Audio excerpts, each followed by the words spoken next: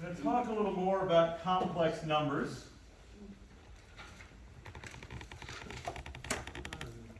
So complex numbers, as I said yesterday, can be written in standard form, or they can be written in trigonometric or polar form.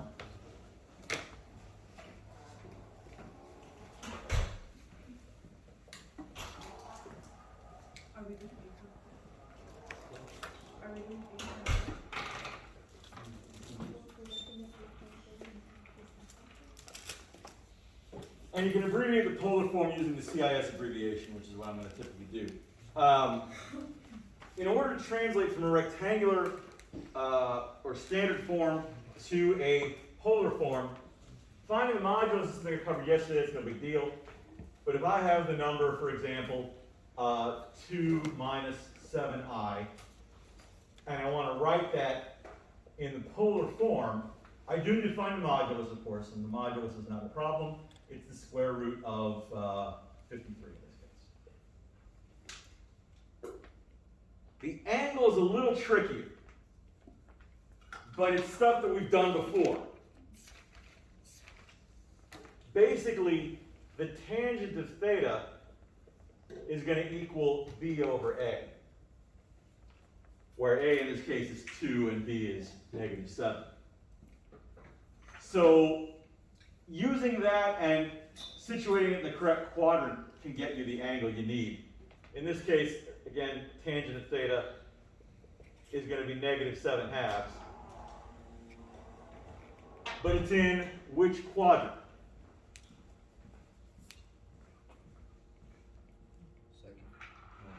The fourth? Fourth quadrant. Positive real, negative imaginary. Positive real to the right, negative imaginary down, that's fourth quadrant. So I need an angle in the fourth quadrant with a tangent of negative 7/2. Conveniently, the inverse tangent will take me right in there.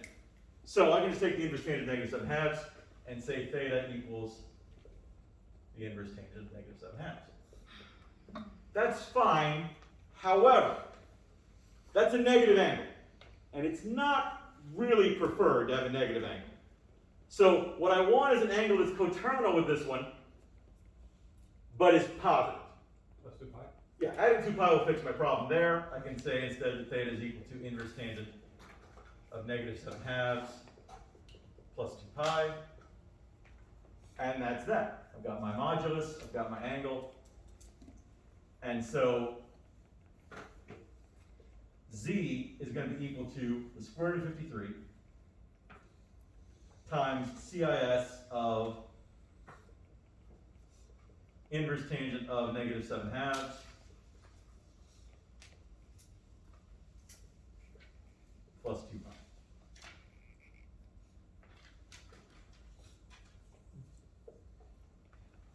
In that way, you can find the polar form of any complex number from the standard form representation.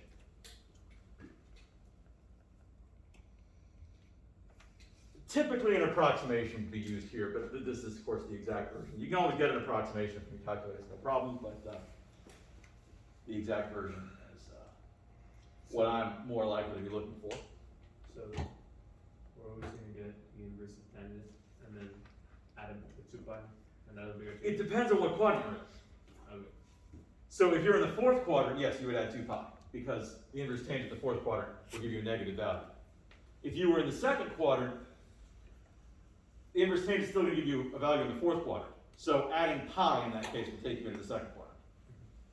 If you're in the third quadrant, you're going to have to subtract from pi. The same things we've done in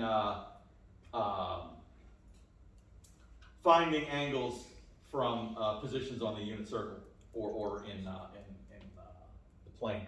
So just an example from the third quadrant. If z is negative 4 minus I, the modulus of z is the square root of 17. The tangent of theta is equal to negative 1 over negative 4, which is 1/4. But the inverse tangent of 1/4 puts you in the first quadrant, which is in the wrong place. To move that to the third quadrant, you just got to add pi. So, Right, because they're both negative. Right? right. So, in this case, z would be the square root of 17 times CIS of inverse tangent 1/4 plus pi.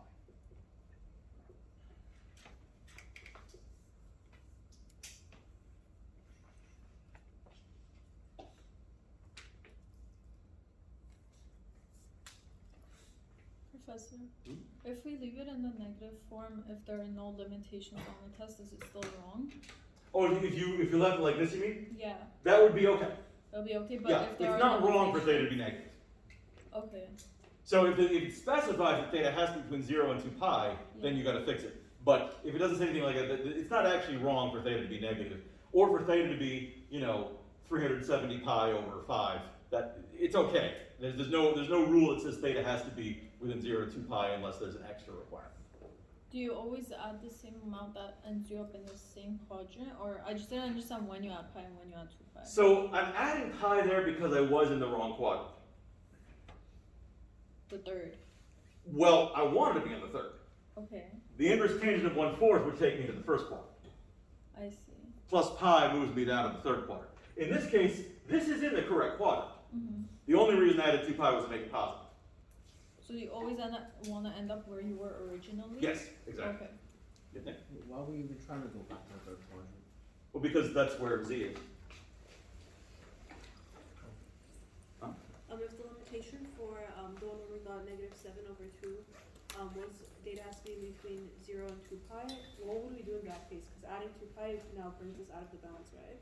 Or no, No. it doesn't, 'cause we have a negative number. Yeah, exactly. So that would definitely take care of it. Because there are other formulas we would need for these, they're all in the book, right? Yeah, I mean, they're kind of all the same formula over and over again. Yeah. So like tangent of theta is equal to y over x. You can recontextualize y over x and now it's b over a, but it's the same thing actually.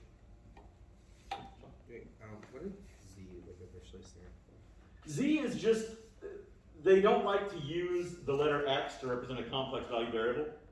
Z is preferred. There's no, it's fairly arbitrary, it's just kind of an indication, oh, this is not a real number, this is a complex number. That's really all it is. Isabel? So we're doing all this and you can like rewrite the point in C as a, Right, these are identical. okay. It's just this is using the standard form representation, and this is using the polar form representation. So we're just, this is all just conversion from rectangular to polar. Yes. And the reason for that, well, there's a couple of reasons, but one of them is what I mentioned briefly at the end of class yesterday, which is de Moivre's theorem.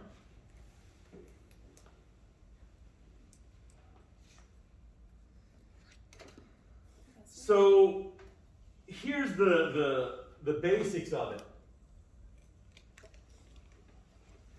If Z1 is equal to modulus Z1 times CIS theta 1, and Z2 is equal to modulus Z2 times CIS theta 2. Z1 times Z2 is equal to the modulus of Z1 times the modulus of Z2 times CIS of theta 1 plus theta 2. Of course, it makes sense that you multiply the moduluses because you are multiplying. The shortcut comes in that I don't need to FOIL out CIS theta 1 times CIS theta 2. You just add their arguments. Big time saver, especially if you're multiplying a lot of complex numbers. If they're all in polar form, you just add up the angles. Very easy. The same concept applies to division. Z1 divided by Z2 would be equal to the modulus of Z1 divided by the modulus of Z2 times CIS of theta 1 minus theta 2. And again, huge time saver if you're doing a lot of divisions. Because subtraction is fast, but dividing complex numbers is time consuming. So, de Moivre's theorem applies this concept specifically to powers of complex numbers. So z to the nth power becomes modulus of z to the nth power times CIS and theta.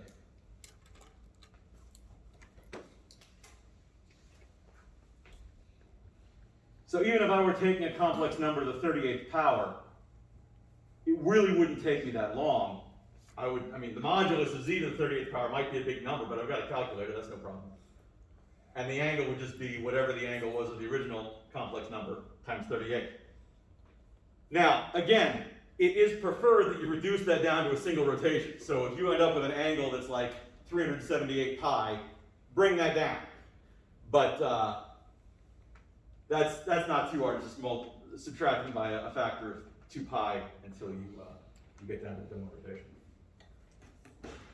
So I demonstrated an example yesterday. Let me just go through another one. Like I said, it's not a hefty process. Let's look at a nice simple example. Suppose z is equal to 3 minus 4i. And I want to take z to the 19th power. Well, the modulus of z is going to be 5. So that's easy to deal with. The angle of the tangent of theta is equal to negative 4/3. So theta is equal to the inverse tangent of negative 4/3.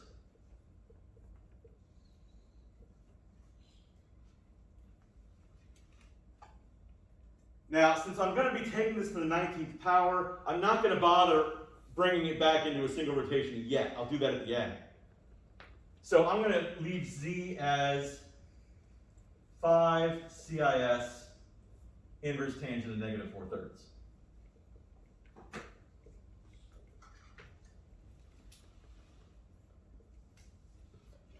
Then I'll take that to the 19th power. So z to the 19th power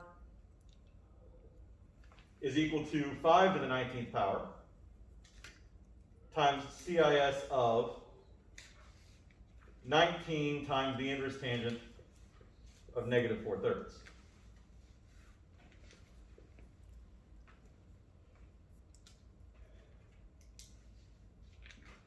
So 5 to the 19th power is kind of a big number. Not one I can do in my head.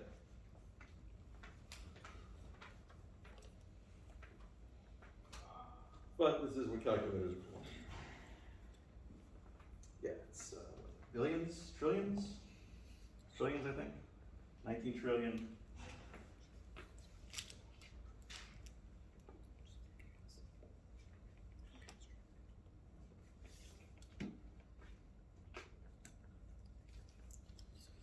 $486,328,000.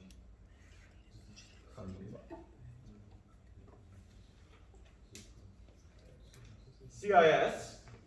Now at this point I'm going to just go ahead and approximate. So I'm going to take 19 times the inverse tangent of negative 4/3.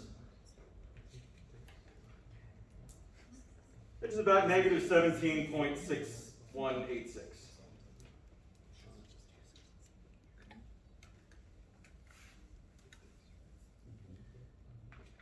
So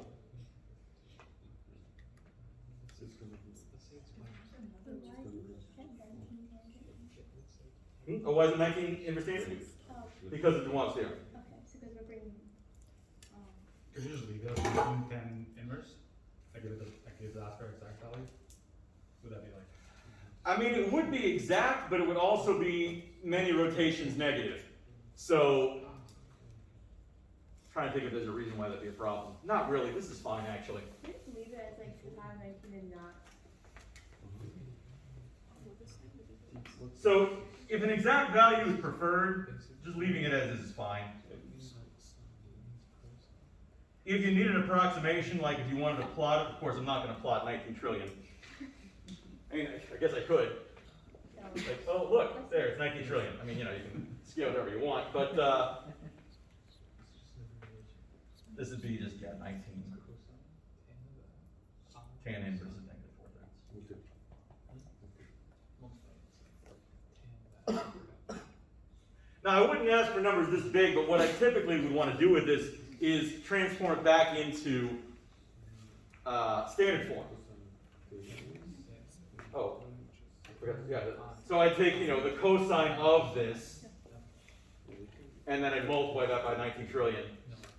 And then I take the cosine, the sine of this, and multiply that by 19 trillion, and that would be my A and my B. You said there was more to just the 19, or there, this is it? Well, I mean, you can add rotations until you get into it for something from 0 to 2 pi.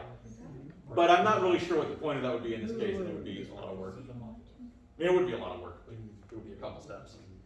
How does Z19 equal to relations on the pi? You said you would. So this is an angle. Z. This angle is approximately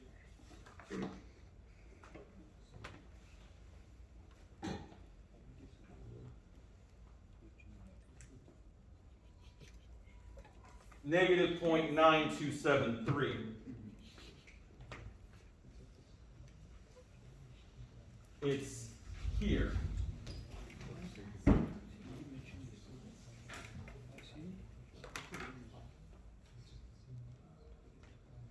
When I take z to the 19th power, it spins this by taking this angle and rotating through it 19 times.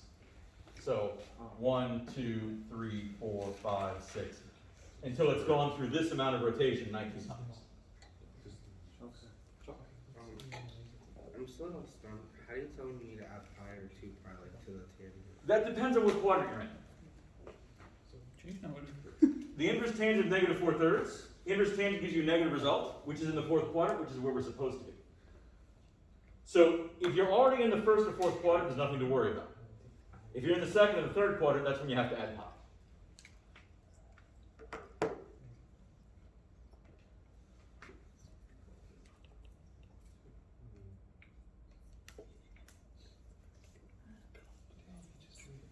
Professor, how do you tell which quadrant you're putting in?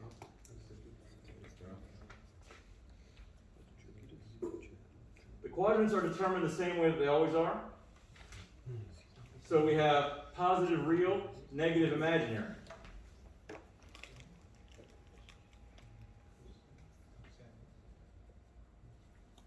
Positive real, negative imaginary, 4th quadrant. Professor, if we had negative 3 minus 4i, do we still need to somehow, like, make our data be in the 1st or 4th quadrant? Yes, because negative 3 minus 4 is in the 3rd quadrant, but inverse tangent is going to drop me in the 1st quadrant. Okay. So if I have z equals negative 3 minus 4i, tangent of theta is going to be negative 4 over negative 3, which is 4/3. Yeah. But if I take the inverse tangent of 4/3, I'm in the 1st quadrant. And that's fine, right? No, We need to be in the 3rd. we need to be in the 3rd quadrant, so that's why I have to add pi. Add pi, okay. Thank you. Mhm.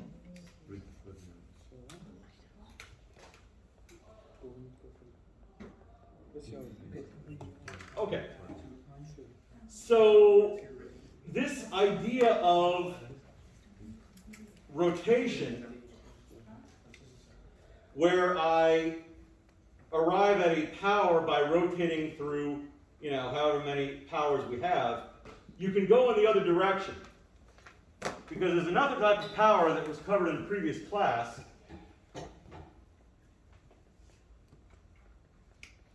And that is fractional powers.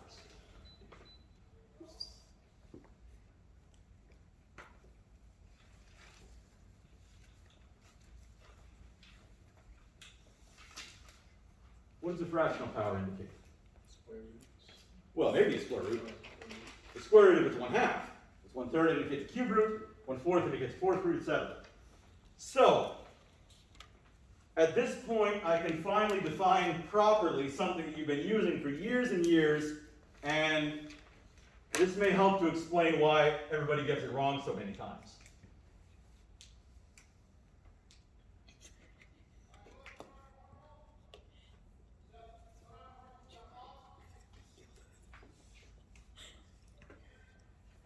People use those terms interchangeably. They're not the same thing.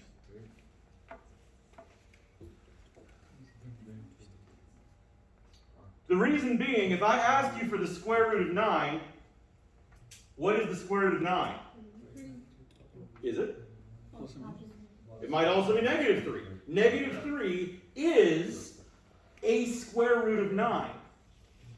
But it's not this. That's just 3. The reason being, the radical symbol specifically refers to the principal root of a number.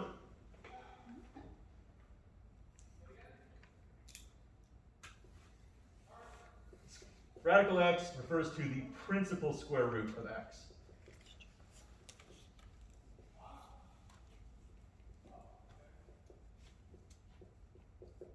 If you're dealing with square roots, the principal root is just the positive one.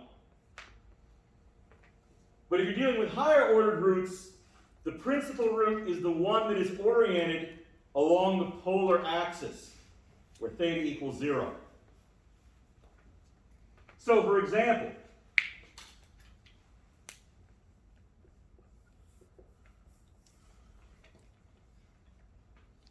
how do you evaluate that expression? It's 2, and only 2. But how do you solve this equation?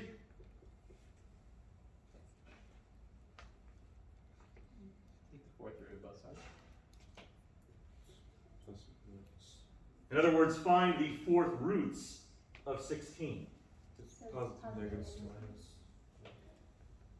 2 is certainly one of them, as is negative 2. But there are 2 others.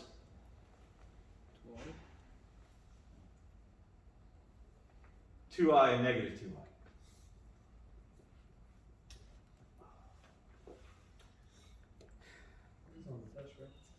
Oh yeah. It's easy to test. If you take 2i and raise it to the 4th power, you will get 16. If you take negative 2i and raise it to the 4th power, you will get 16. Those are 4th roots of 16. They are sometimes referred to as the nth roots of unity. Although technically that only refers to the nth roots of 1. So here's the thing. X squared equals 9 has how many solutions? 2 solutions. X to the 4th equals 16 has 4 solutions. How many solutions do you think x cubed equals 27 has? 2. 3 solutions.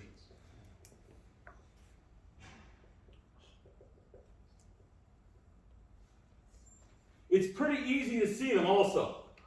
If I rewrite this as x cubed minus 27 is equal to 0,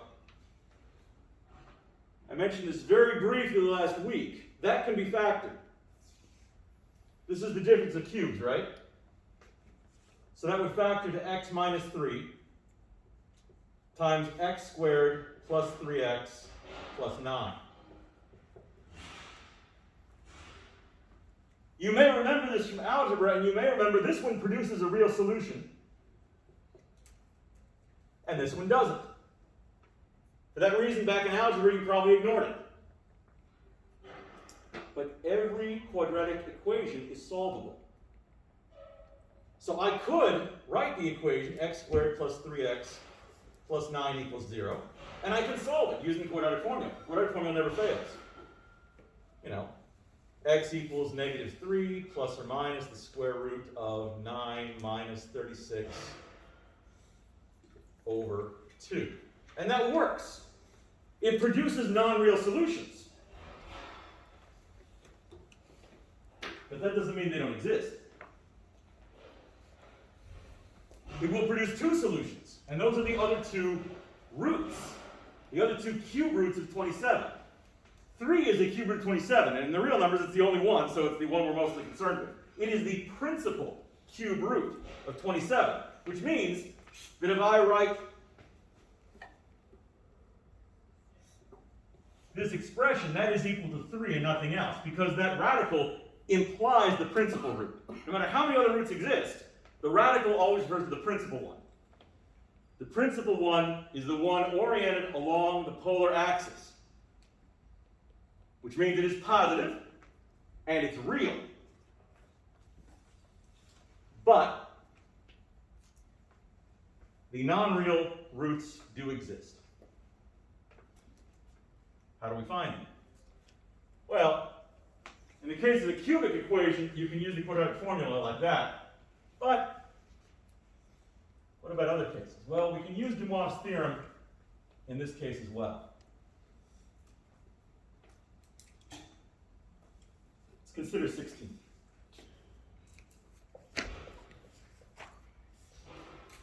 Consider 16 as a complex number.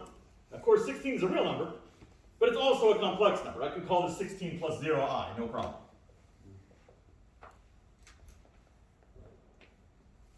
I can write it in polar form. What is the modulus of 16? 16. Because, of course, 16 squared plus 0 squared is just 16 squared. If you take the square root of that, it's 16. What about theta? What direction is that in? Isn't theta undefined? That's definitely defined. Consider the graph. 16 would be over here, on the real axis. What's the angle? 0. 0. Real numbers always have angles of either 0 or pi. 0 if they're positive, pi if they're negative. Strictly imaginary numbers have angles of either pi over 2 or 3 pi over 2. Pi over 2 if they're positive, or 3 pi over 2 if they're negative. I was just going to say, if we had the number x equals 3i, then our data would be Pi over 2, exactly. So, I can write z as 16 CIS 0. Why didn't you just leave it as 16 on day? Because I can't get the other 3 roots that way. Can you elaborate on how, if there's no imaginary term, pi, or theta is always going to be 0, and why? Well, 0 if the real term is positive, Okay. pi if the real term is negative. And if we had 3i, why would it be? That's straight up.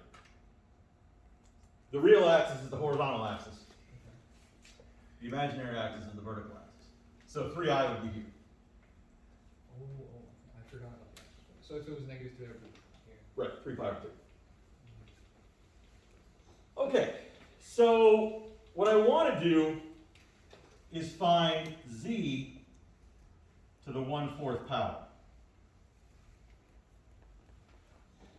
I want to find the 4th roots of 16. Now, they're listed over there, so I already know what we're supposed to end up with. But you can find it by taking the 4th root of the modulus and dividing theta by 4.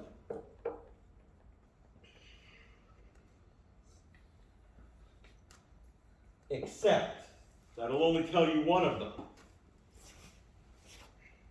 So we need to use an old friend from the previous chapter. Instead of just taking theta over 4, I'm going to have to also take some rotations of theta. Over whatever power we're using. So instead of just having 0, I'm also going to take the angles that if I multiplied them by 4, I would end up at 0. That's how you find the other roots. So, if I want to find the 4th roots of 16,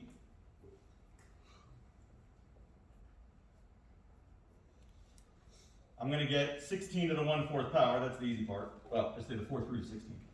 Actually, let me clarify this a little bit, because that 1/4 power there might not refer to the principal root.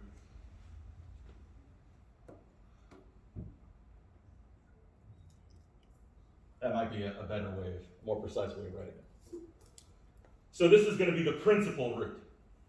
We know it'll be positive, we know it'll be real. So that's the fourth root of 16, the principal fourth root of 16.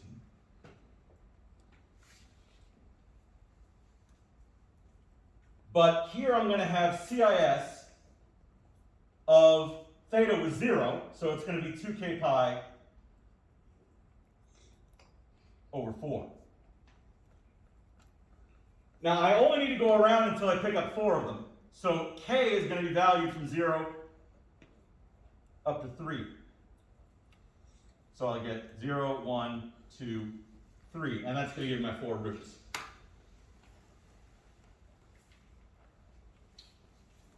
So, if I go through all of those, I'm going to have, well, the 4 through 16 is 2.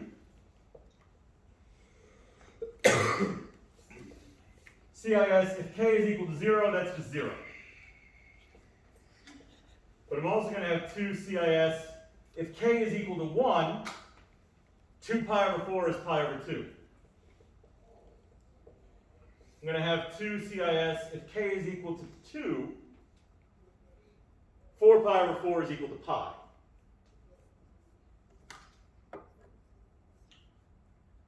And if k is equal to 3, I'm going to have 2 CIS 3 pi over 2. Now, fortunately, fourth roots all line up neatly on the quadrants, and that makes this very easy. CIS 0, if I'm just pointing straight to the right, is 1. CIS pi over 2, if I'm pointing straight up, is I. CIS pi, if I'm pointing straight to the left, is negative 1. And CIS 3 pi over 2, if I'm pointing straight down, is negative I. And those are the fourth root to 16. Do you need to do all that to get those answers? In this case, no. But if you were doing third roots, Number, yeah. probably. Yeah, fourth roots come out very neatly because, 4 of them are going to be neatly arranged around the quadrants. But if it's not doesn't happen to be fourth roots, there's a little more work involved. Can we do fourth roots in the test? You can do what you want to do. Well, that's. I'm not promising I'll ask you fourth roots, but you can do them if you want. Professor, Yes. do you mind going over how you got 2i, negative 2, negative 2i one more time? So it's just a matter of the angles. CIS is basically going around the unit circle. So if I'm going in the direction of 0, that's positive real, no imaginary. Okay. So positive 1. If I'm going CIS pi over 2, going straight up, positive imaginary, no real. So I. Okay. If I'm going pi, I'm going straight to the left. Negative real, no imaginary. So negative 1. And 3 pi over 2, I'm going straight down. Negative imaginary, no real. And that's Because negative 1. I was thinking CIS as sine data plus cosine data, right? That's what. It is. And that is, it's just shorthand, but that's what you ended up with. If I were doing CIS pi over 2, cosine of pi over 2 is equal to 0. Sine of pi over 2 is equal to 1, but that's the I part, so that's where you get I. Okay. Okay. Michelle? Where did you get those values of pi and 0 from? From here. For k equals 0, 1, 2, and 3. Let me do another example where we're going with third roots. That may clarify a little bit. That was just more of a justification problem. So suppose I want to find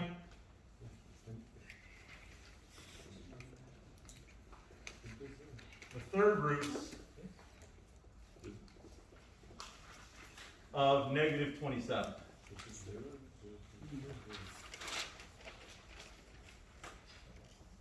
So, I mean, the principal root of negative 27 isn't hard to find.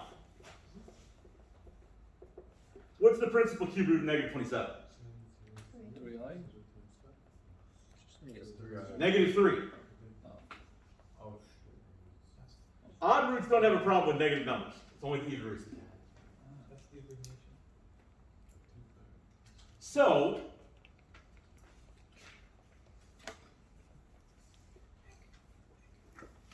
the third roots of negative 27, one of them will be here at negative 3.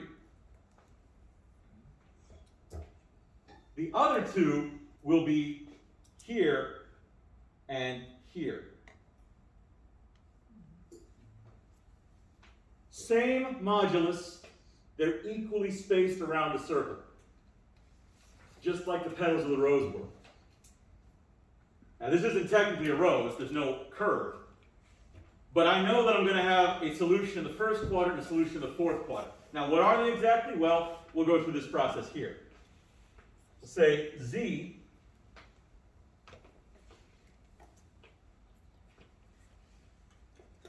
is negative 27.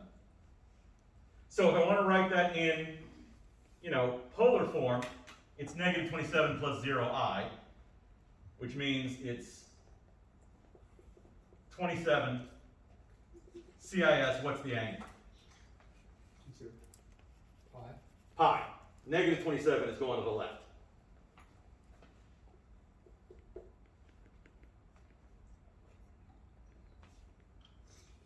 So, if I want to find the third roots, I'm going to do z to the 1/3 power, which is going to be the principal cube root of 27 times CIS of pi over 3, except it's going to be pi plus 2k pi over 3.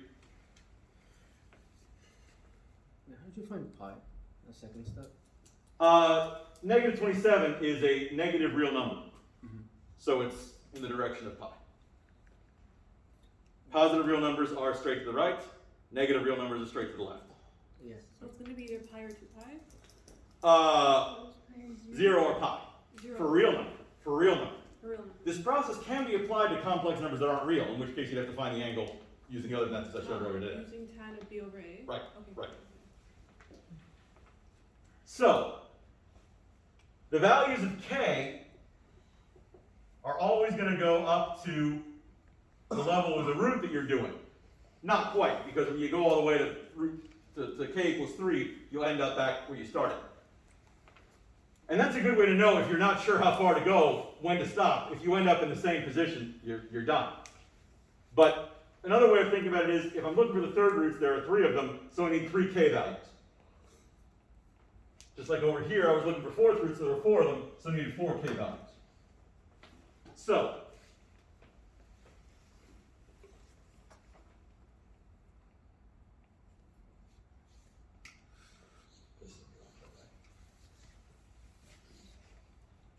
pi is still pi.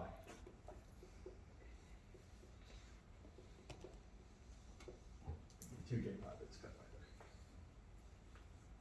So, if k is 0, then I'm just going to have an angle of pi.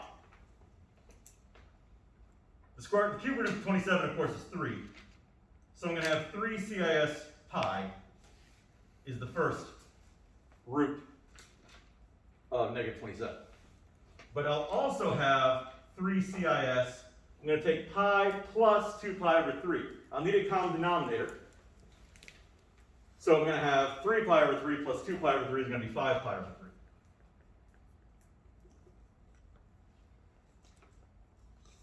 And if I go again to where k equals 2, I'm taking pi plus 4 pi over 3. That's going to end up at 7 pi over 3.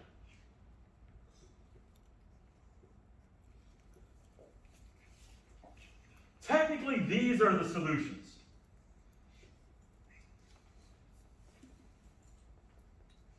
You may be required to do a little more with them, but those are the third roots of negative 27.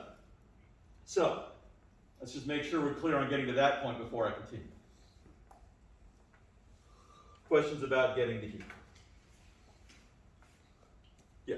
How come in this problem we have pi plus 2k pi over 3, and on that problem we had everything divided by 4? Ah. Bad notation on my part. I'll fix that. Let me give you a general formula.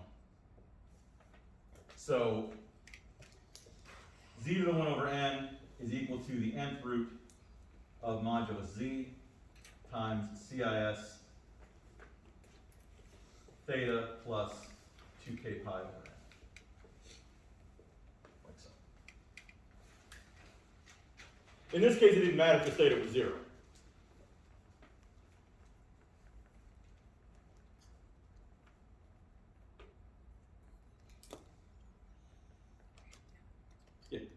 Will there be an instance, at least in this chapter, where the fraction that we're holding the power to has something other than 1 in the numerator?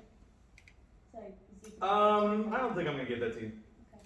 There's no reason why it wouldn't happen, but I don't think I'll put it in here. It would just, the numerator you have to handle using De Moivre's theorem from earlier, where you use the multiplying the theta by n. I mean, basically, short version, if you have z to the m over n power, that would be the nth root of modulus z to the m times CIS m over n theta.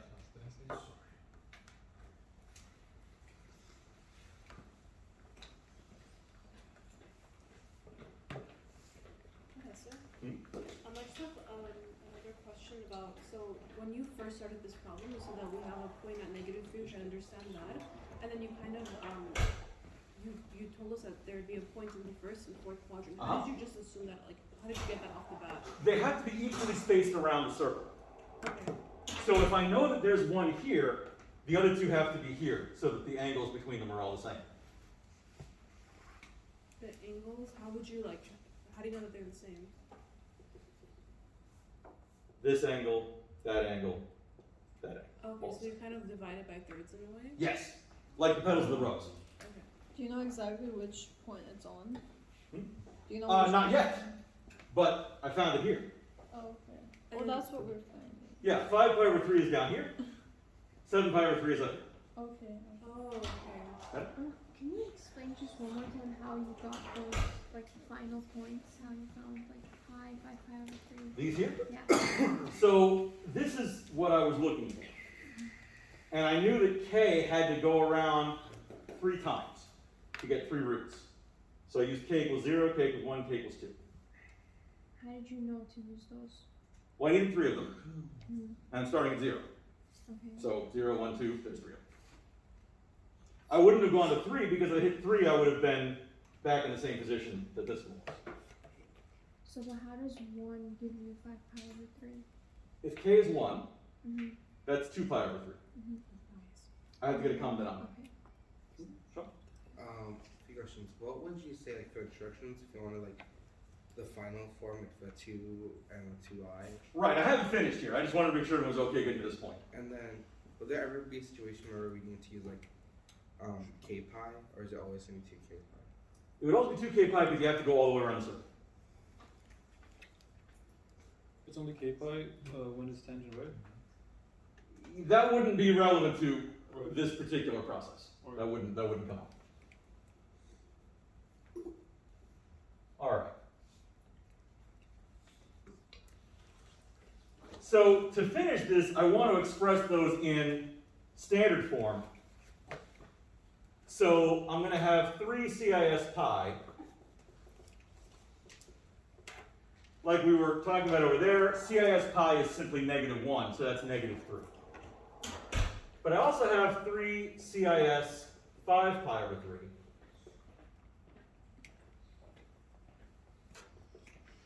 Which is going to be 3 cosine of 5 pi over 3 plus 3 sine 5 pi over 3 I. The cosine of 5 pi over 3 is positive, it's 1/2. The sine of 5 pi over 3 is negative. It's negative root 3 over 2. So I'm going to have 3/2 minus 3 root 3 over 2 I. So I have this is one of my roots, this is the other root, and then I'll have one more.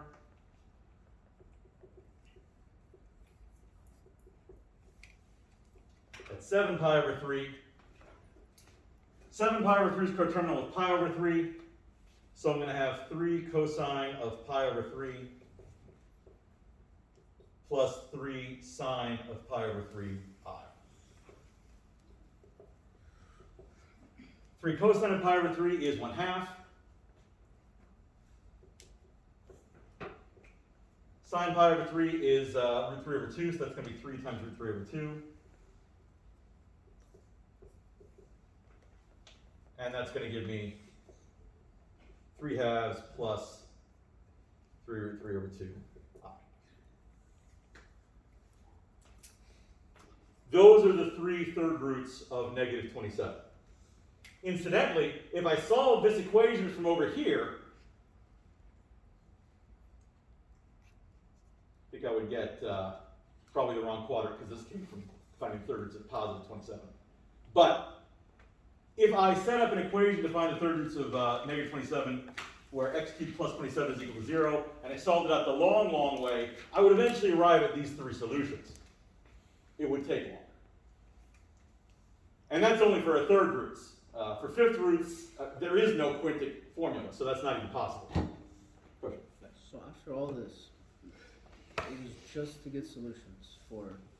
it had This nothing to was do with the that. original question. So what we learned in other algebra classes isn't relevant anymore. Well, one of them was. Just Wow. one. Right. These two complete the picture. So what we were doing before was wrong, now it's this way? It's not that it's wrong, it's you were only doing part of the problem. You were doing the real part. This includes the complex part as well. What you were finding was the principal root, which is fine. Most of the time that's actually what you want. But there are cases where you need the complex roots as well, and this is how you find them. Question, Sean? Where is the I coming from? I'm like, Oh, that's what the abbreviation CIS means. oh, so you're still Cosine theta plus I sine theta. So with our 2 new roots that we have, can you kind of like show on the graph? Yeah, so this is negative 3 right here. This one up here is 3/2 plus 3 root 3 over 2 I, and this one is 3/2 minus 3 root 3 over 3I. And they're all the same angle distance from one another, right? Yes.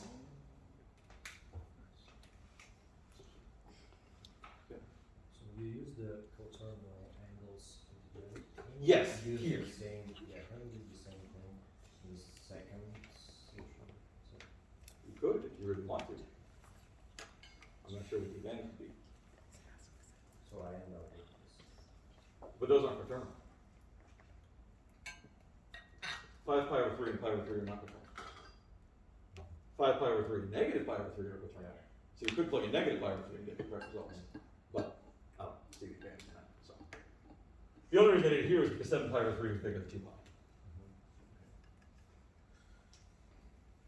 Are those complex solutions realistically only true on the imaginary and real Well, they're not real numbers. graphs?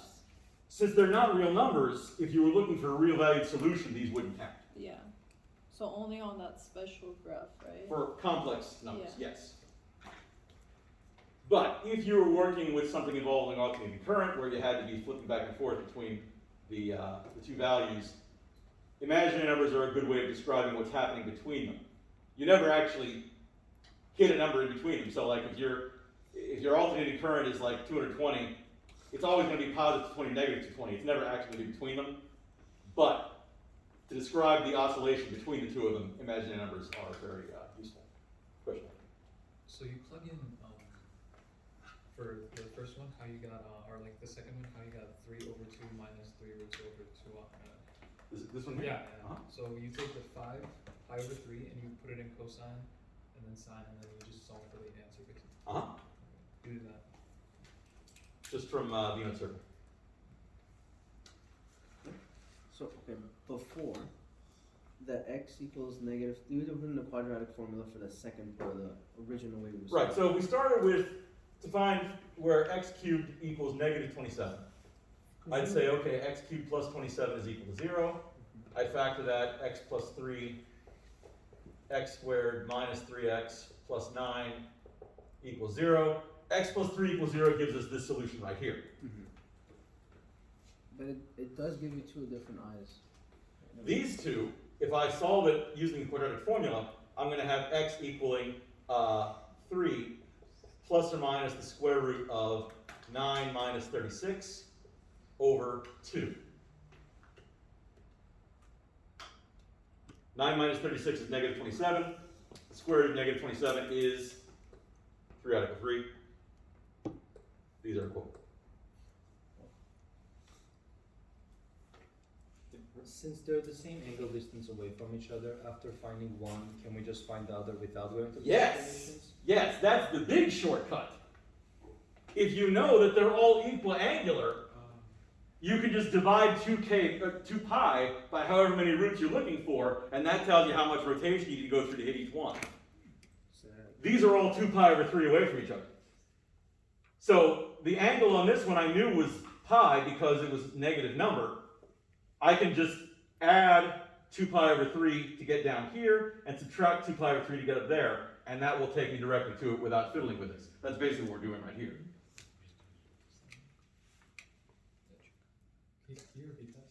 So, if I were doing it with a fifth root, for example,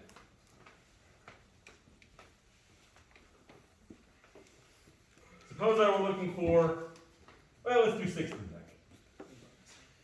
If I wanted to find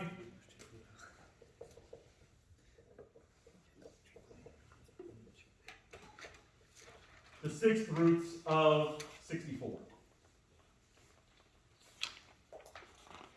Well, one of them is 2. That's the principal sixth root of 64 is 2. So if I plotted that on a complex plane, make circles so I can situate all of them. One of them is here. The others are oriented at even intervals around the circle. So if I take 2 pi and divide it by 6, they're all pi over 3 apart from each other. So one of them is here at 0, the next one is at pi over 3. The next one is at 2 pi over 3. And then this next one is at pi. Then at 4 pi over 3.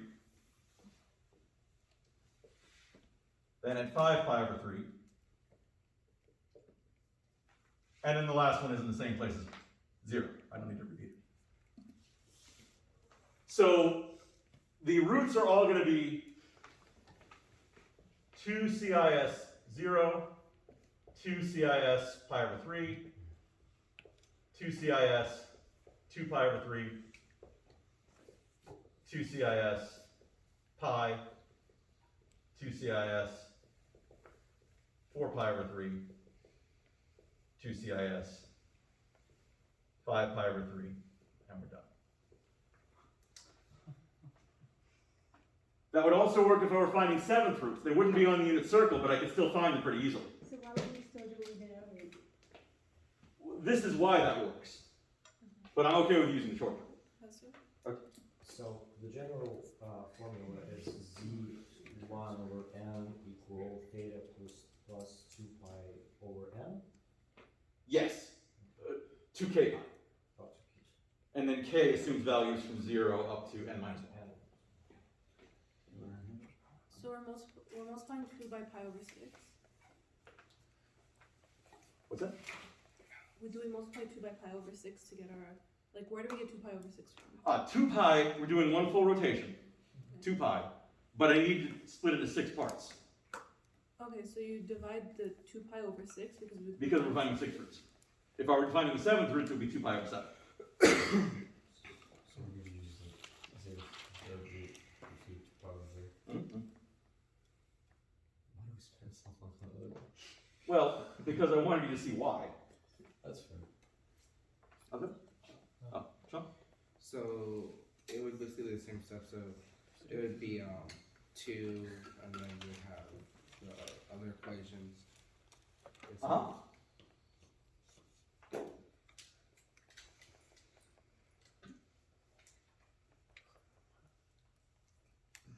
What's the most roots you would give us on a test? I don't know, maybe 9. Oh. It's not that bad. I mean, doing it this way, it's That'll be almost like trivial. 2 minutes. The first one is the principal root. 2 pi over 9 is going to be your increment, so you're just going to have 0, and then 2 pi over 9, and then 4 pi over 9, and then 6 pi over 9, which will reduce, and then so forth. So for that second one, 2 CIS pi over 3. Mhm. If you Right, in standard form, that would be at pi over 3, cosine is 1/2. Sine is root 3 over 2. So that would be 1 plus root 3 I. And then you solve from the values. Right. If they're not on the unit circle, then you can't really do that. All the best you can do is approximate. But yeah. Yeah, sure. Does it matter which one the I is attached to? Oh, yeah. Yeah, 1 plus root 3i is not the same as I plus root 3. I is always the second, which is always the sine. So 2 was the first root that you found, and Uh-huh. then 2 is on the real number line, Uh-huh. and 2 and -2. Right? Well, -2 is going to come out of here. Okay. And then from 2. From the 2, I'm just rotating pi over 3, pi over 3, pi over 3, pi over 3, pi over 3, pi over 3. Okay, so you add pi over 3, then 2 pi over 3. Yeah, so from the 2, Okay. pi over 3, pi over 3, pi over 3, pi over 3, pi over 3. What we got? So starting from 2, you go up pi over 3? Starting from 0. Okay, so what is the significance of the 2? How does it really tell the points? Oh, 2 is the modulus. They all have the same radius, so to speak. They're all the same distance from the origin. Okay, so then you look at pi over 3 and you go 2. Okay, so You go 2 units in those directions, yeah. that'd be the radius? Yeah. Yeah, they're all going to create sort of a circle. So they all have to be the same distance from the sun. Let's go. You have two in CIS. Is that because principal root of the 6 root 6 as well? Yes. So, So for example, it would always be like, because in the third root of -27, it became positive 3. the modulus is positive, because the modulus is always positive. Okay. But it was in the direction of pi, because positive 3 is not a third root of -27. All right, I really need to move on to the next chapter, next section rather. So, I'm going to go ahead and get into section 4 now.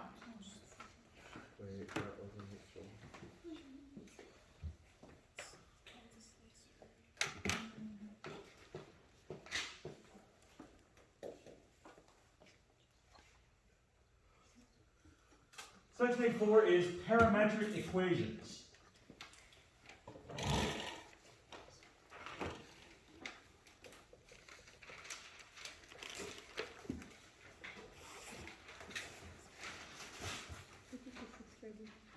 And parametric equations are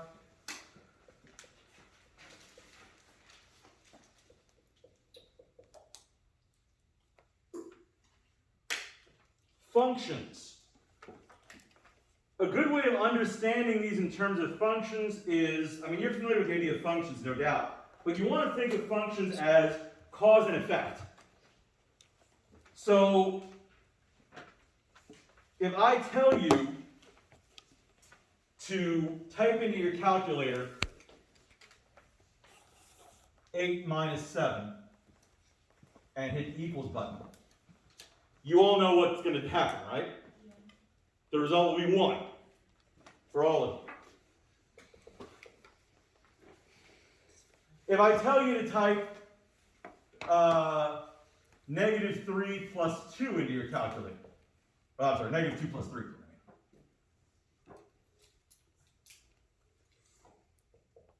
And hit the equals button, the result will be 1. So, if someone in a different city types 8 minus 7 equals in their calculator, they're still going to get 1, right? If you type 8 minus 7 in your calculator and you got something other than a 1, that would be really bad. Because we need to think of 8 minus 7 as a cause, and 1 as an effect. the effect needs to be predictable, or the calculator is of no value. That's what a function is. A function is a predictable effect. Now, if I tell you that I want you to get a result of 1, there are a lot of ways of getting there. You're going to have many causes leading to the same effect.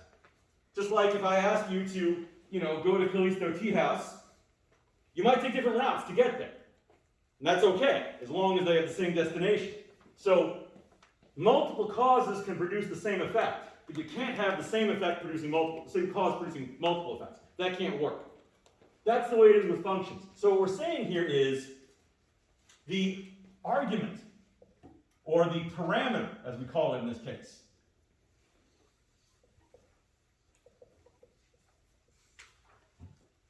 is the cause.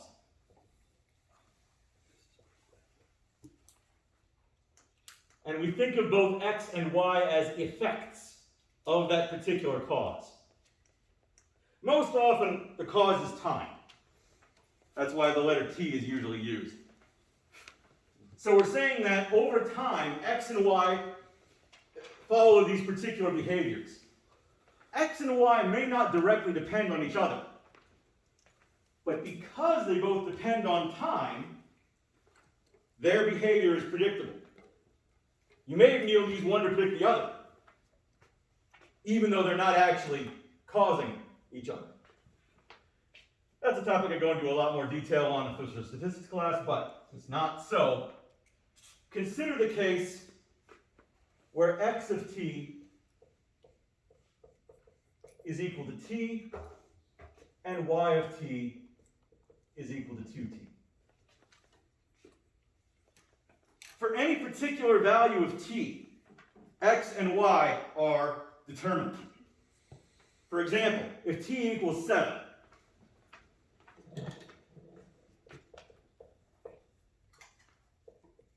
what coordinate pair will result? 7, 14. Now, the reason why I'm talking about this as cause and effect is we're used to the idea that y is a function of x, where x is the cause and y is the effect. You plug x in, you get y out. With parametric equations, you plug t in, and you get x and y out. In other words, t is the domain, and the x-y pairs are the range. Other than that, it all behaves pretty much the same way. One consequence of this is the direction of increasing t becomes a factor. It may not be the direction of increasing x, which is what we're used to reading a graph as. So, when you read a graph, you normally think of moving from left to right. If you have a graph like this, is that rising or falling? Rising. We all know left to right is rising. In parametric equations, you may not be going left to right. You go in the direction of increasing t. Now, when t increases, x increases, you are going left to right, but that's not a certainty. For example, now let me graph this real quick. If x of t equals t and y of t equals 2t, what's the graph going to look like?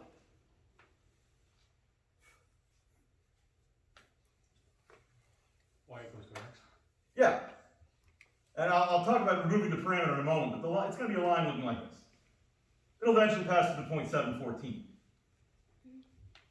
Along the way, it'll hit points like 1, 2, and 2, 4, and 3, 6. As t increases, what happens to x? As t increases, x increases, which means the direction of increasing t is left to right. This graph flows like that. But consider the graph where x of t equals negative 3t and y of t equals t.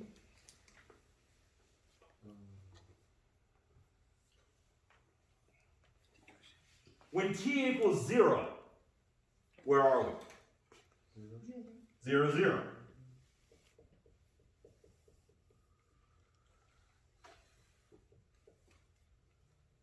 When t equals 1, where are we?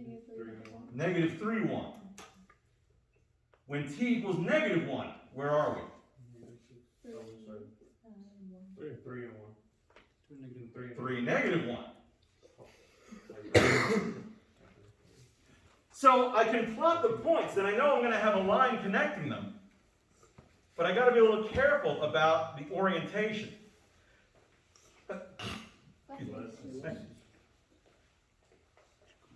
So I have a graph that looks like that. But what's the direction of the flow? As t increases, what happens to x? Isn't it back? An increase in t represents a decrease in x, meaning that this line is going right to left.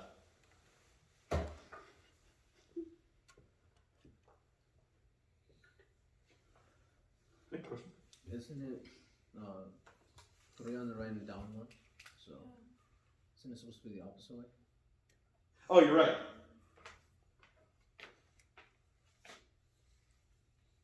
Get it upside down.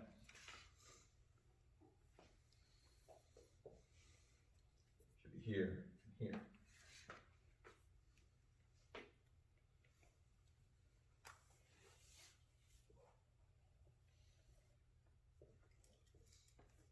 Except strictly speaking, there shouldn't be an arrow pointing that way because it's not going that way. Now, is this line rising or falling?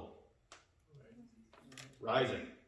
Which feels backwards, but it is rising. As t increases, y increases. So in terms of y, it's rising. In terms of x, it's falling. And that's a bit of an adjustment you have to make with parametric equations. You need to think of them in terms of x and y separately, and not just go left to right by default like we used to.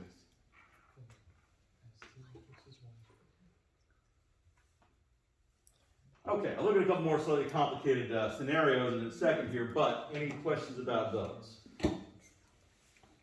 So whether it's rising or falling, we just have to look at x or y? Yeah, just because, so we don't assume x increases. In the old Cartesian, we always assumed x increased. Now we no longer assume that. X may rise or fall, y may rise or fall. T increases. Because t went up 1 and x went to -3. Right. When t rises, x falls. So x is decreasing. Oh. When t rises, y rises. So y is increasing. Wait, I'm a little confused on how to graph. How to graph it? Yeah. Well, we're just plotting points and connecting the dots. Setting values for t. So it still graphs normal. Yeah, question now? I'm not sure how to word it. Hmm. So you're saying it's increasing or decreasing in terms of t, correct? But we're the ones picking which points of t we should Yes, graph. yes. I didn't put any restrictions on t. So it's in our hands if it's increasing Yes. or decreasing. But well, we still always think of t as increasing. Okay. So these points are not in order in that sense. Now, t is often limited. Like, for example, maybe t is strictly positive, in which case this point and the entire right side of the graph there would just disappear.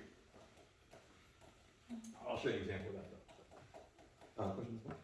So, for these kinds of like graphics, are they just gonna give us like whatever x of t is equal to? They'll give you the x function and the y function. Yeah. And then we just go from there. So what, do we usually stick to those 3 points when we're testing t? I default to small values of t just because they're usually easier to work with.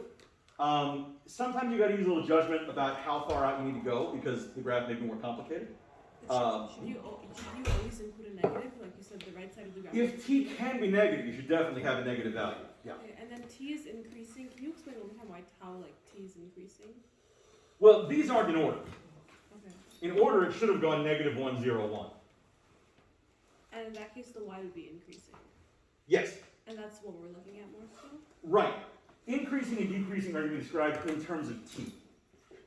So as t increases, does x increase or decrease? As t increases, does y increase or decrease? Thinking of t as time helps, because time only moves in one direction.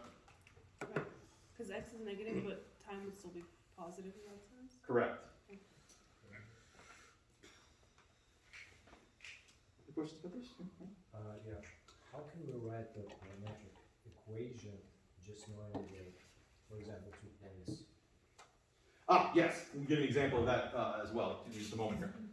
So consider the case where x of t equals t over 2, and y of t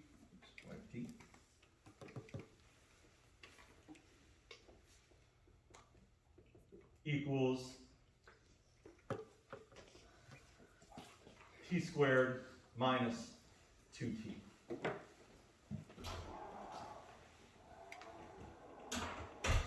I can certainly plot points and get a graph like that, but this is not going to be a linear graph. And if you're not dealing with a straight line, plotting points may not tell you the whole story, because maybe the points you have only showed one part of the graph. So a more reliable approach, not always possible, but if you can, you're better off doing something called removing the parameter. Removing the parameter means writing this in terms of just x and y, which is not nearly as difficult as it looks. The first thing you want to look for is there a way I can solve one of these for t? And the answer is yes, I can easily solve the x function for t. I can multiply both sides by 2 and have 2x is equal to t. The value of that is that t is the same in both equations. So if t is 2x here, it's also 2x here and here. So I can write y equals 2x squared minus 2 times 2x.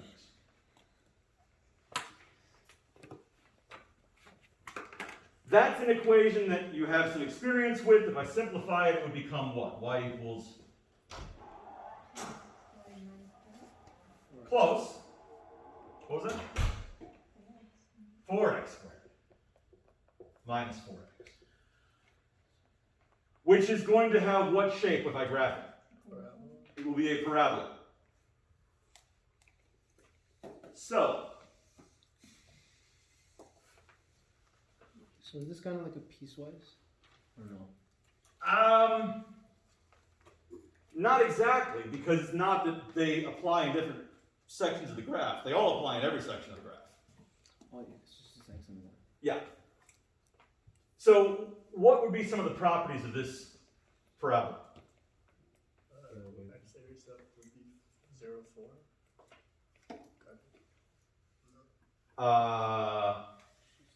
I don't think so. 4, 0. No, I don't think so. How do you find x-intercepts on a parabola? Set y equals 0. Setting y equals 0 is great, and then what would I do? You have to solve. For x. Probably factor, huh? How can I factor this? Factor out 4. I can take out a 4x and have x minus 1 as my other factor. So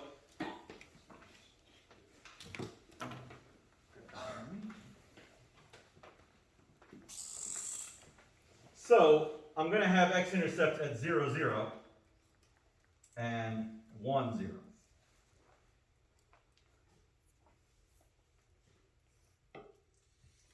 How would I find the vertex? Negative b over 2a, if x equals negative b over 2a rather. That's positive 4 over 4 times 2 is 1/2. Which makes sense, it would be directly in between the x-intercepts. But if I plug 1/2 into the equation, I'm going to get 1 minus 2 is negative 1. So I'll have a vertex there, curve approximately like so. Probably haven't graphed a parabola in a while, but you will.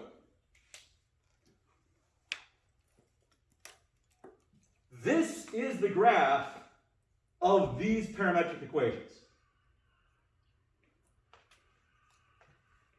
But since they were originally parametric, there is flow. As t increases, does x increase or decrease? Decrease. As t increases, x increases. So, does this flow left to right or right to left?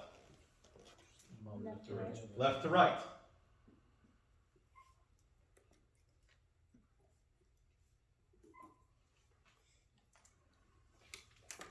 Strictly like that, not the other way around.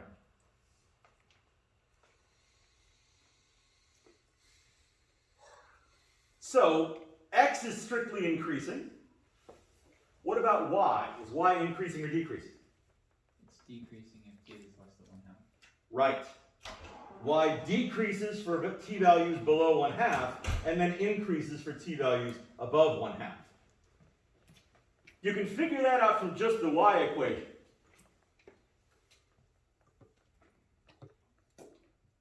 You can look at that as a parabola graphing y and t on the same axis and just see where y is increasing. But looking at it, the complete graph works too. And that is how you want to handle parametric equations. Question? The equation minus b over 2a, what does that give you again? This is a way of identifying the vertex of a parabola. That's old stuff from a previous math class.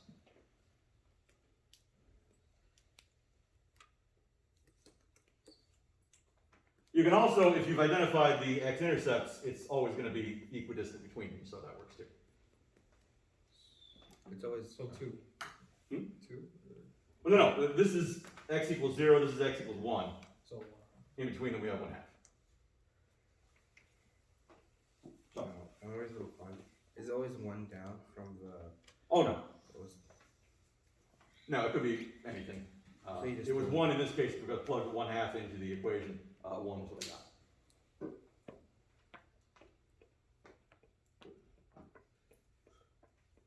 Another way of looking at it is the vertex occurs at the point where t equals 1.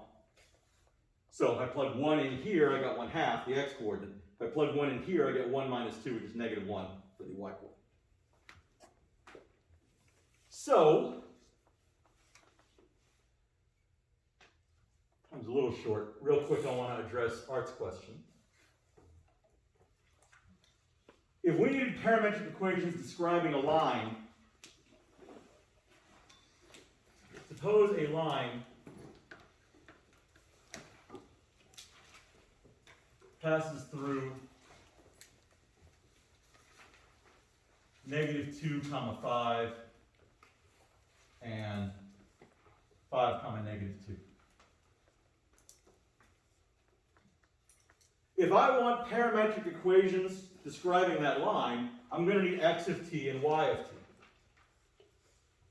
They don't really have to be related, though.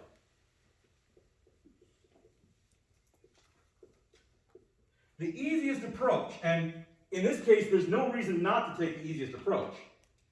The easiest approach is to just call this t equals 0, and this t equals 1. Now,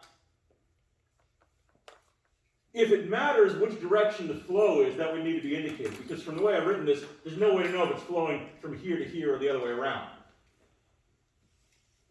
But if the flow isn't described, either one's fine, just say t equals 0, t equals 1, no problem.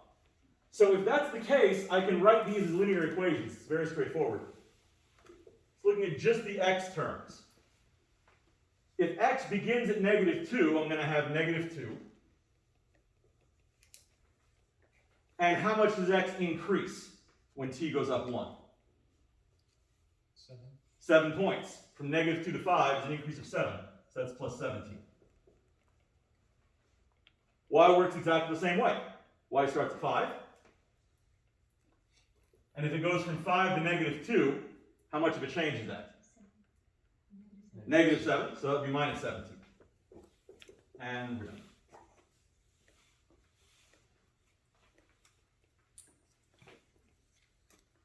Since I'm doing this parametrically, I don't need to worry about x and y interacting.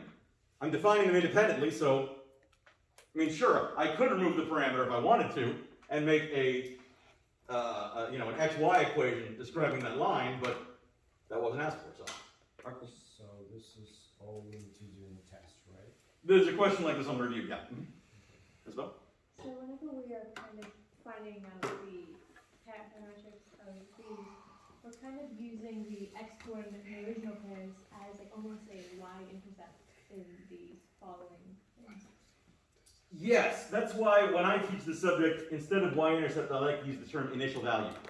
And that's definitely what we're doing here. We're saying this is the initial value of x, this is the initial value of y. No? So even for the y of t, we still examine the x difference? No. I was only looking at the y coordinates. Oh, you went from negative to 5? I went from 5 Oh, okay, okay. down to negative 2. Okay. Other questions about this? No? I don't understand why t equals 0 and t equals 1. It's arbitrary. Okay. I could have just said that this was t equals 18 and this t equals, 3 halves. Right. But that would be more difficult. Okay. The easiest is just to call this t equals 0 and to call this t equals 1, and that makes it all very straightforward. And then where do you go from there? So if this is t equals 0, those are my initial values. And then the rate of change is, okay, when I went from t equals 0 to t equals 1, what happened?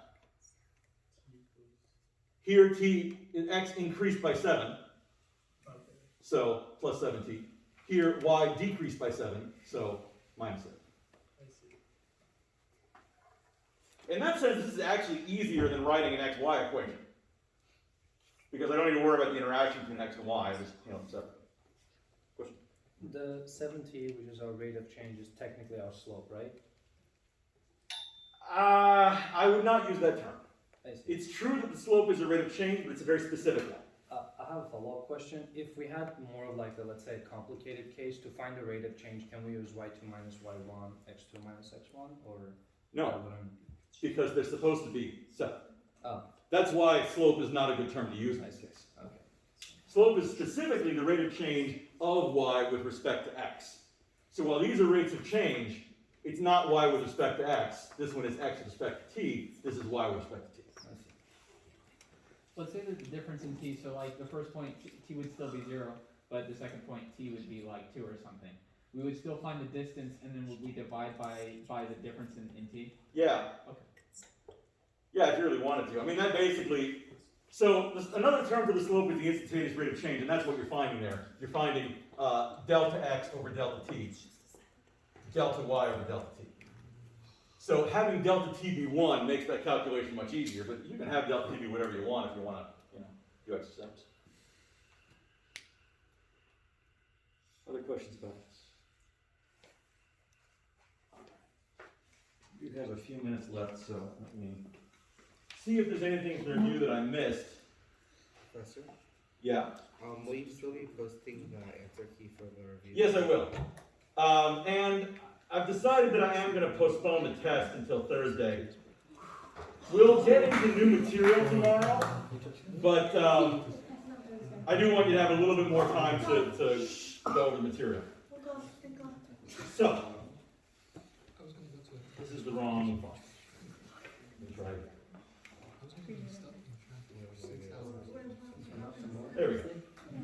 So let me see. Did I miss anything in particular from the review?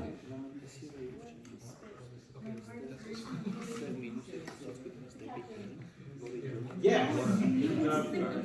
Okay, so let me look at another example where you might need to sketch a parametric curve.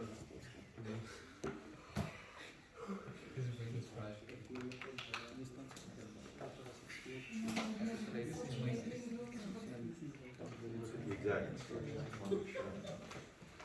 Even more than you need to.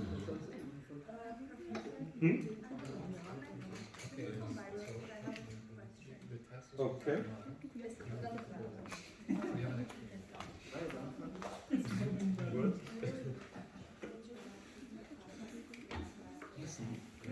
Should I actually do the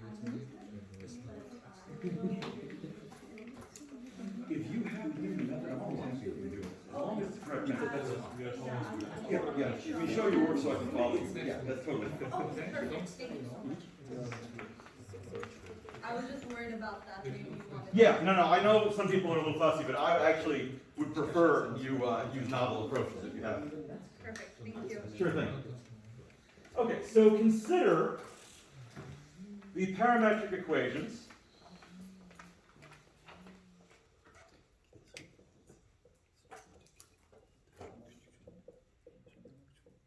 So the argument T is implied, it's not always written.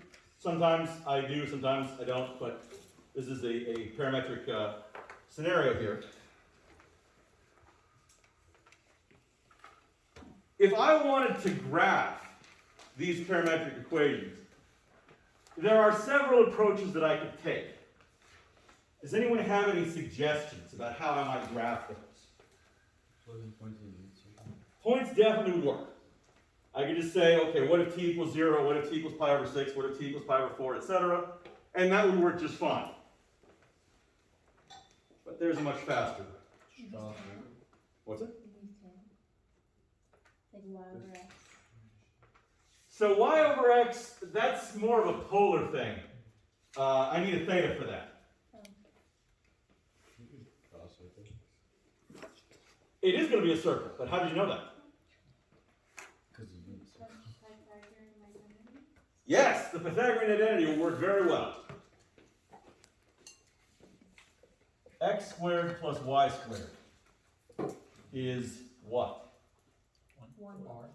In this case, it's cosine square of t plus sine square of t. So it means it's equal to Because x was cosine and y was sine.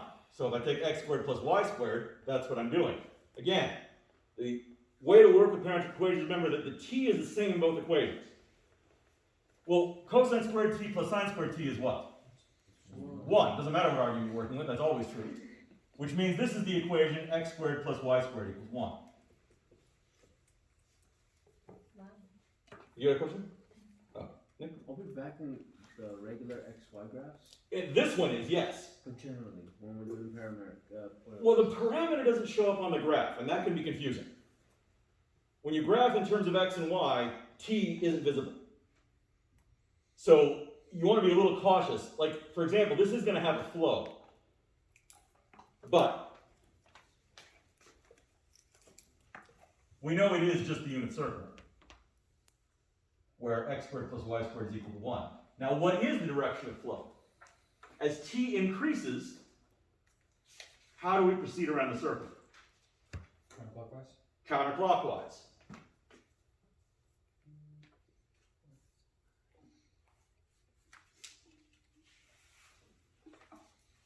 That's the direction of increasing t. So, is x increasing? Well, yes and no. Is y increasing? Yes and no. But we can say that it has a counterclockwise orientation. That's consistent. That one was pretty easy because the Pythagorean identity is very straightforward. We've been working with it a lot. I mean, I say it was pretty easy. You still had to be, awake and thinking clearly to be able to see it. But consider if x equals 2 cosine t and y equals sine t. That one doesn't come out quite as neatly. So they're just like an oval. Yes. Now, your intuition here is good, but we should also demonstrate it algebraically. It works a lot the same. I'm still going to try to find out a situation where I can have x squared plus sine squared. I can make that happen if I solve the x equation for cosine. I don't need to leave the 2 where it is. I can get it out of the way. If x is equal to 2 cosine t, it follows that x over 2 is equal to cosine of t.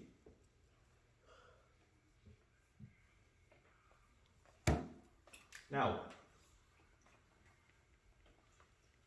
x over 2 squared plus y squared. Right.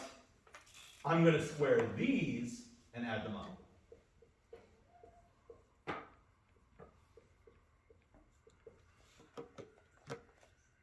That is effectively cosine squared plus sine squared, which means it's equal to what? 1. And that's my equation. What I thought you'd do was you should make the right side 1/2, but I don't want to. What do you make the right side 1/2? I thought you put the 2x squared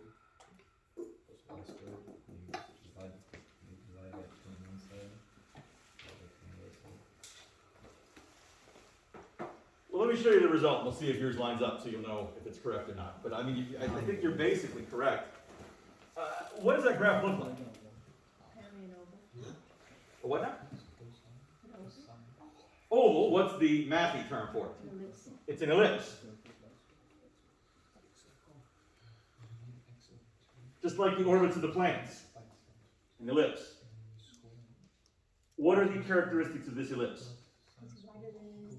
Yes. In other words, the horizontal axis is the major axis, and the vertical axis is the minor axis.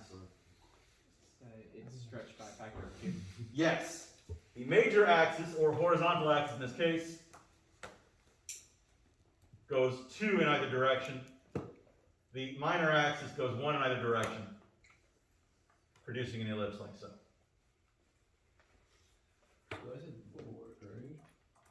Yeah, I think you were on the right track there, as long as you're getting your correct factors for the stretching, yeah. I think it makes sense. Maybe like move the y, let's say if you move the y over, trying to fix. Yeah, I mean, this can be done very intuitively. It's true that saying, well, x equals 2 cosine t, so I stretch it by a factor of 2 in the direction of x. Yeah. That makes sense. So, anybody happen to know who discovered that the orbits of the planets were ellipses? It was not me. No, this happened a couple centuries ago. Johannes Kepler is the astronomer who is credited with the discovery. I thought it was Galileo. Galileo is credited with the discovery that the Earth orbits the Sun and not the other way around. Or is that Copernicus? I get them mixed up all the time. So Kepler was the one who identified the precise shape of the planetary orbits. That they are not circles, that they are much closer to being ellipses. It was not easy for him to figure that out because the ellipses have a very low eccentricity, which means they're very close to being circles, but not quite. Now, so you feel a little better about the problems that I've been having you work this week and the past week. Anybody know how long it took him? 10, 15 years. 10 minutes. 30 years. 30 years. He spent 30 years on a single math problem. Was he that bored? Well, it was his job. Nothing else to do. It was his job. How being paid for it? Yeah, he had a patron. He was, working for, What I think year was this? I don't know, it was like 1700s. He was a professional astronomer. He went to work, he did his calculations. Who paid him? Probably one of the kings or somebody. I forget who he was working for. How come he wasn't being questioned? Like, he's doing this for 30 years. He could be just pretending like he knows. Well, I mean, other people checked his calculations afterwards, so we know that what he came up with worked. I mean, maybe it took him 2 years. Maybe it took him 2 years and he was just like, obsessed. Who knows? Who knows? The thing is, his work was meticulously documented because the reason why it took him 30 years was he didn't have a calculator. And, he was working for astronomical observations, which are already complicated, and he was doing these calculations by hand. So we have all his work. It's not like, it's not like you can't check him. He wrote it all down. Anyway. Math problems can take a very long time, is the moral of that story. Now, what's the direction of the flow on this one? Is it clockwise or counterclockwise? It's counterclockwise. It's a good guess. How would you know? Because x is getting smaller. I mean, you just pick a X starting point. starts off decreasing, but then it increases. You could choose a couple values for t. Yeah, I'm gonna say that. T equals 0 here, and t equals pi over 2 here. So direction of increasing t is this arc, counterclockwise. It's not a safe guess, because it may go clockwise. Depends on the particular situation you're dealing with. So if I had x equals 3 sine t, for example, and y equals 5 cosine t, the same approach works. I would say x over 3 is sine t, and y over 5 is cosine t. So when I square them and add them up, I get a 1. That means x squared over 9 plus y squared over 5, or 25 rather, is 1. So it's an ellipse. But this one is oriented vertically.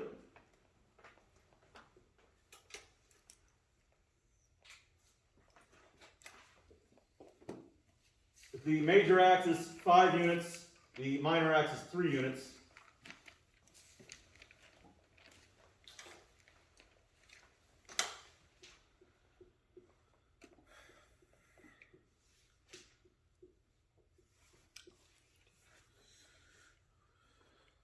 What's the direction of the flow here? If I plug in a t of 0, what point do I arrive at? If I plug in a 0 for t, I'm going to get a point 0, 5. I'm starting here at the top. If I plug in pi over 2 for t, I'm going to get the point 3, 0. Coming here. This one is oriented clockwise. Can you go over that again, Professor? So t equals 0, I'm at the point 0, 5. T equals pi over 2, I'm at the point 3, 0. Because x is sine of t and y is cosine of t. It's not the orientation that we're familiar with. We usually have x being cosine and y being sine. This was just defined differently. It doesn't mess anything up, but it does reverse the direction of the flow. Question? What's that? I get how you got those points, but I still don't know why it's this one and not that one. Well, because this is t equals 0 right here. And this is t equals 1. Oh. Yeah, I mean, I know you're locked into thinking of starting pointing to the right. But this is not a polar graph. In parametric graphs, t equals 0 can be anywhere. It just depends on the particular situation you're working with. So to determine what t equals 0, you just have to plug it in and like figure out that exact point on the graph, and then you go based on that. You want to find 2 values for t, and then the direction of increasing t is the direction of your flow. Sorry, can you explain one more time what changed when you swapped sine and cosine? Swapping sine and cosine has the effect of transposing the graph. So for one thing, it meant that, well, the y is still going to be the up and down axis, and the x is still the left and right axis, but swapping them means that instead of starting from here and going up to there, I started here and went down to there.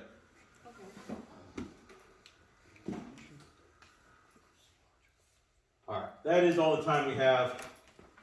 There's like one more type of parametric equation that I want to look at, but we'll have time for that tomorrow. So, that being the case, you should definitely still try to do as much of the homework for tomorrow as possible. Tomorrow, I will go through the test review and intro chapter 9. We'll take the test on Thursday at the top of the class, so from 10 to noon, and then we'll continue with chapter 9 after 12 o'clock on Thursday. All right. If you have any questions, of course, stick around. Otherwise, I will see you tomorrow. Okay, good.